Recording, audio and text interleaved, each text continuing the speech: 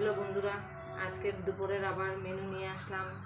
আবার মেনুর সঙ্গে খাওয়ারও বলছি। দুপুরের ভাত করেছি, ভাত, পাতলা মাছের ঝোল, রুই মাছ ঝোল করেছি, মুসুরি ডাল, ভেন্ডি আলু ভাজা, আর এই কাঁচা লঙ্কা আর লেবু।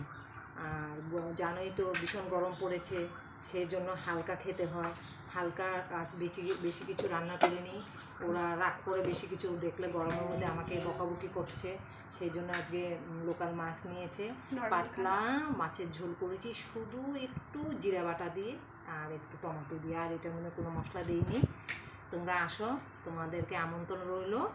আসো, খাবে, আমাদের সঙ্গে সহযোগিতা করবে, আমার রান্নার সব কিছু জিনিস দেখে আমাকে সাপোর্ট করবে।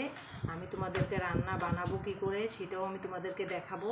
আমার এখন সব আস্তে আস্তে আমি সব করছি, আর রান্নাও দেখাবো। তোমরা রান্না কীভাবে রান্না করি তোমাদেরকে শেয়ার করব।